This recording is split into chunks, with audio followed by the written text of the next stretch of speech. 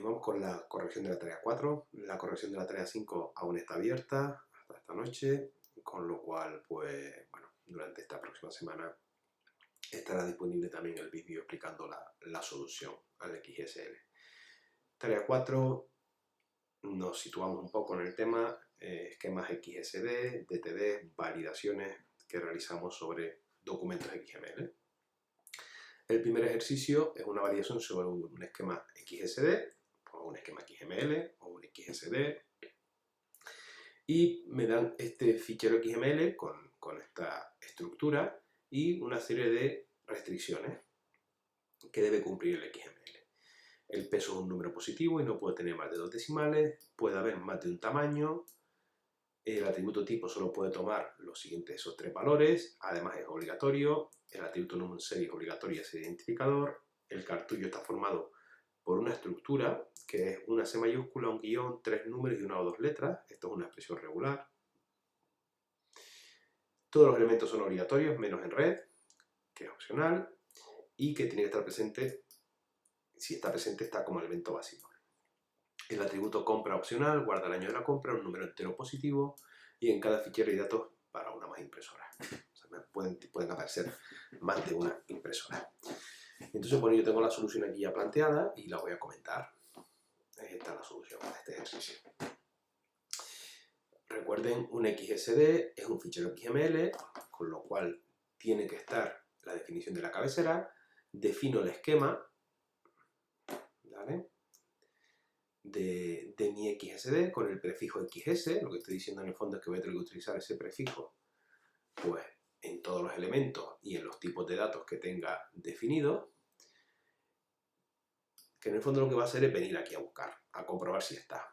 Así, por ejemplo, yo pongo XS2.string, lo que está ahí viniendo es aquí a comprobar, oiga, ese tipo de datos que usted me ha definido aquí corresponde con este nombre de espacio, con este prefijo de nombre de espacio, tiene que ver con los nombres de espacio esto. Muy bien, pues todo esto es para evitar efectivamente la colisión de nombres. Vale, pues vamos un poco a comentar el ejercicio. Vale, aquí tengo los requisitos y aquí la solución. Bueno, vamos a ver primero la estructura, mejor dicho, antes que los requisitos, obviamente. Tengo un nodo de impresoras, un nodo de impresora con una serie de atributos y una serie de elementos dentro del nodo de impresora. Marca, modelo, peso, tamaño, cartucho y el elemento de red que decía que en caso de estar que tiene que estar vacío. Y aquí hay otro ejemplo también. Debajo de impresoras tengo otra impresora con una serie de atributos, el número de serie y tipo, marca, modelo, peso, tamaño, cartucho. En este caso no tenemos el elemento de red. Vale, pues yo una vez que define mi esquema, lo primero que voy a hacer es, en este caso, es definir el tipo, un tipo que voy a utilizar después, que se llama el tipo tcartucho, que es donde estoy definiendo esa condición que tiene que cumplir el cartucho, de que sea una C mayúscula, un guión, 3 números y una letra. Esta es la restricción pattern. La restricción pattern se basan en expresiones regulares, y esto es lo que aparece ahí. Eso es una expresión regular. Lo que estoy diciendo aquí es, me tiene que aparecer una C con un guión y después me pueden aparecer 3 dígitos entre el 0 y el 9. Eso es lo que estoy diciendo con estas dos. Con el 0 y 9 entre corchetes estoy diciendo cuáles son los valores que pueden aparecer, y con el número entre llaves estoy diciendo el número de dígitos que aparecen en este caso entre el 0 y el 9, que son 3. Y después me va a aparecer una o dos letras entre la A y la Z, que es lo que dice el enunciado que tiene que cumplir este patrón. Entonces yo lo primero que hago aquí es definir este tipo de dato, lo voy a llamar tcartucho, tipo cartucho. Como defino una restricción, pues tengo que decir que es un tipo simple, que la restricción es un pattern, que son las dos siguientes líneas, y el tipo de dato sobre el que se aplica esa restricción. Eso es lo primero que hago, definir el tipo, y después lo voy a utilizar más abajo, ya lo veremos. ¿Para qué sirve definir estos tipos? Pues me ayuda bastante porque si tengo que utilizarlo en varios sitios dentro del documento XML, pues no repito las mismas líneas en cada una de los elementos que tenga, ¿vale? Entonces se suelen definir tipos de datos para reducir la complejidad de la estructura del XSD. Yo les recomendaba que los XSD es importante que estén bien tabulados. Fíjense cómo los tabulo aquí, porque uno de los problemas que tenemos es que al abrir y el cerrar al ser relativamente complejo y tener los prefijos delante, pues muchas veces se nos puede colar fácilmente una apertura o un cierre mal de una etiqueta. Entonces yo recomiendo que siempre cuando abro una etiqueta pongo su cierre y después dentro pues pongo lo que tengo que poner. Entonces en este caso pues voy a definir mi nodo raíz, que en este caso es impresoras. ¿Qué tipo de dato es? ¿Tipo simple o tipo complejo? Pues es un tipo complejo. ¿Por qué es complejo? Pues porque tiene nodos dentro de él, no hay datos directamente. Defino mi tipo complejo, defino mi secuencia y después empiezo a definir ya los elementos que tengo dentro de ese tipo complejo impresoras. El elemento siguiente es impresora, puede aparecer un número ilimitado de veces. Lo que estoy diciendo aquí es que por lo menos tiene que aparecer una vez y el número máximo ilimitado. ¿Impresora qué tipo es? Perdón. ¿Tipo simple o tipo complejo? Pues lo mismo, tipo complejo.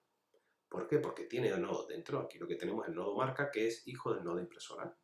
Pues defino el tipo complejo de impresora, defino su secuencia para que me aparezca el orden, y dentro ¿qué tengo? Pues tengo marca, modelo, que son de tipo string, marca y modelo, peso, y el peso tiene una restricción, que es un número positivo y no puede tener más de 2 decimales.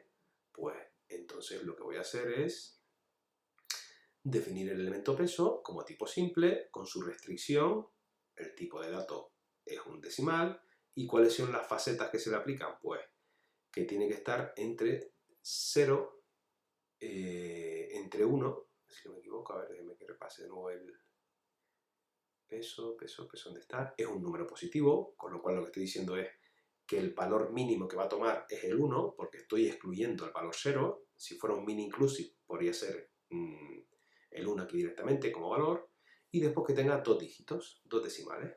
Pues la faceta fraction digits a valor 2. Cierro mi restricción, cierro mi simple type, cierro mi elemento peso.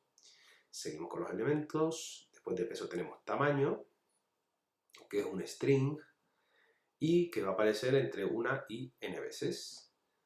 Cartucho es el siguiente elemento, que es la restricción del pattern, de esta expresión regular, y el tipo que le voy a poner ya no es un XS string o un XS, sino es un tipo predefinido por el usuario. Lo he predefinido yo aquí.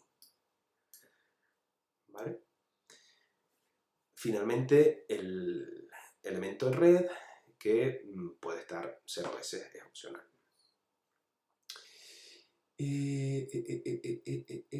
Correcto, ¿no? Exacto. Muy bien, pues seguimos. Después tenemos los atributos. Recuerden que los atributos van siempre al final. Pues, primer atributo, número de serie, es un identificador, es obligatorio, y después tengo tipo, que también es obligatorio. Y además tiene una restricción, y es que puede tomar 3 valores. Una enumeración. Tipo puede tomar o matricial, o láser, o tinta. Cierro, cierro, cierro, y después tengo el último atributo que es compra, que es un entero positivo, tipo, y no es obligatorio, con lo cual no le pongo el use required, como tenemos en el resto de atributos. Cierro mis etiquetas y acabo con el ejercicio. Cuestiones a tener en cuenta aquí importantes. Primero, el número de serie, que es un tipo identificador. La expresión regular, ¿vale? Y después un poco la organización que debemos tener en el código del XSD, porque si no se complica bastante y es complicado encontrar los errores como cierre una etiqueta mal, como les decía antes. Bueno, pues lo que voy a hacer, como ya les enseñé en su momento un poquito cómo funcionaba con el XML Copy Editor, pues lo vamos a hacer en otro validador. Pues me voy a venir a una web que se llama Freeformatter. Voy a usar, donde lo que hay son diferentes validadores y muchas utilidades para XML y JSON, CSV, etcétera, etcétera. Incluso de criptografía, bueno, tiene una web de recursos bastante interesante. Y lo que me pide en el validador XSD que es que ponga el XML aquí y que ponga el XSD aquí, ¿vale? Los puedo juntar incluso como archivo, con la codificación correspondiente. Pues los pongo ahí y después cuando le doy a validar, pues me dice, oiga, pues sí, el documento es válido. ¿De acuerdo? Con lo cual, pues otra manera de poder lanzar validaciones sobre XML sin tener que tener instalada una aplicación como XML Copy Editor. Vale, pues el segundo ejercicio es, bueno, es un DTD que lo tengo aquí, perdón, es un DTD, bueno, en el que lo que tengo una asociación de jugadores de mus que utilizan ficheros. Bueno, aquí hay que desgranar un poco o interpretar siempre el ejercicio. A veces nos ponen un poco de ruido en el sentido de me da igual si es para mus o es para otra cosa. En el sentido yo tengo que hacer es un DTD que cumpla con una serie de criterios. Y estos criterios son los que me marca aquí. Que todos los atributos son obligatorios, que el atributo IDP hace de identificador, que el atributo pareja es el identificador de otro participante que tiene que estar en el fichero, cabeza de serie es opcional, el resto obligatorio y en cada fichero hay datos para un solo torneo. Y además el torneo debe tener participantes. Esta es la parte que realmente me interesa del enunciado del ejercicio, más allá de que la información que aparezca pues, sea sobre jugadores de mus o sobre otra cosa. Bueno, pues este es el DTD que resuelve este problema. ¿Qué es lo que tengo yo aquí? Pues lo que tengo aquí yo lo primero es definir el elemento torneo, que lo que tiene son participantes dentro, ¿de acuerdo? Y dentro de participantes a su vez hay otros nodos. Como me dice que tiene que haber un participante, obligatoriamente debe tener elementos participantes, pues lo pongo con el operador de cardinalidad más que me da la obligatoriedad sobre el nodo participante. Estoy diciendo aquí es que tiene que haber participantes sí o sí. Y después, ¿qué tengo después de torneo? Pues tengo los atributos. Defino su lista de atributos. En este caso el primer atributo es edición, que pertenece al elemento torneo, que es obligatorio. Y además tengo otro atributo obligatorio que es anterior ganador. Y lo defino como tipo CData. Después que tengo ya he puesto el elemento torneo con sus atributos, sigo con el elemento participante, que a su vez dentro tiene nombre, edad, país y cabeza de serie. Nombre, edad, país y cabeza de serie. Como cabeza de serie me dice que es opcional, pues entonces lo que voy a hacer es le voy a poner la cardinalidad del cierre de interrogación que me dice que puede estar 0 o una vez. Y el resto sí, me tienen que aparecer. Y después ya defino los nombres que hay, los elementos que hay dentro del elemento participante. Nombre PSData, edad PSData, país PSData y cabeza de serie lo que me dice es que es opcional. ¿Vale? Entonces lo voy a poner como vacío.